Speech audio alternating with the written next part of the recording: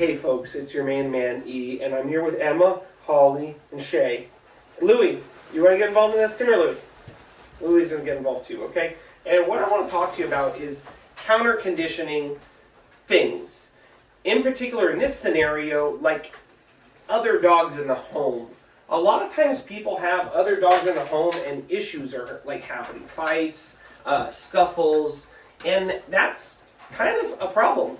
So one thing you can do to prevent that from happening is focus on one thing. How can I help this dog feel good around the other dog in a way that doesn't really have anything to do with the other dog?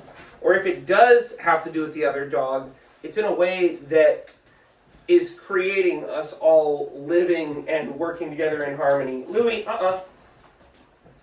So like, for example, right now, I toss this food in her crate, and I'm just getting her used to the idea that, hey, you know, these dogs are around, they're close to you, and there's food coming out.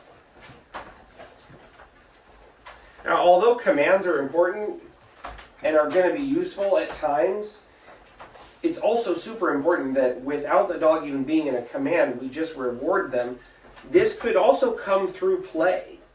You know, let's say I have two dogs that like to play. I could have one of them play with me over there and have the other one play with the other person over there. And as long as I can keep things safe, like in this case using a crate, the dogs are having a positive shared experience. Oftentimes when we add the leash on, or we put the dog in a command, maybe a command in which we have kind of pressured the dog into that command, there might be stress then associated with being around the other dog in the household. Now, early on, I didn't just bring the dogs in here and start putting food everywhere. I started at a distance. I started just giving this dog food while the other dogs were in another room behind a baby gate. And eventually, over time, I got them closer and closer until they're all here together, focused on the same task, getting food from me, and they're doing the behavior of waiting patiently. And here comes in Zoe. Zozo. Zoe didn't take food. Now, if we do this, not only are we going to help our dogs feel happy around each other, but we're also going to have kind of a barometer to see how our dogs are feeling.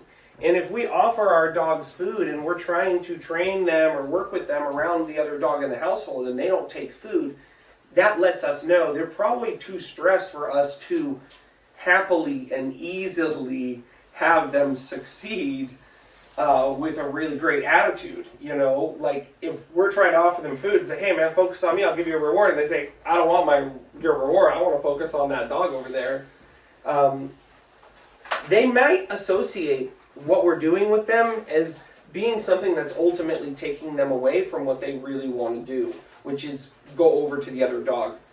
I'd rather have a dog that really wants food, wants to work with me, and that's when I bring them around these situations that are stressful to them. So you can see Shay here has a good level of focus. Good job. Now in this particular case, you can see I just have a huge bag of food up on the table, and that's fine. Using a food pouch is probably the best idea. But with this many dogs in my kitchen, there's nothing wrong just having a bag of food here. So that's all, folks. This is something you're going to want to do for a short period of time, and you're going to want to stop before your dog loses interest in the food. You're going to want to stop when the dog is saying, hey, I like this, let's do more of this. And you say, okay, good, I'm glad you like this. Let's stop now, and let's try it again later, and see if you want to do it later. And if we do that, it'll be more likely when we try it again in the future, the dog will be excited and go, oh my gosh, really, we're going to get another chance to get food? This is going to be great. But if we give the dog food and their stomach gets full, they're no longer interested, and maybe then they get distracted, they start looking at that other dog in the household and thinking crazy thoughts. Now the session didn't go as smoothly, and now there is a chance that the dog in the future may not come back with as much enthusiasm for the food as they did the last time. Remember, as always, folks, we don't blame them, we train them. And it's funny, as we're talking here, you can see Shay is just now smelling Louie and really trying to investigate and figure out how to get closer and understand these other dogs here. Until then, folks, take care.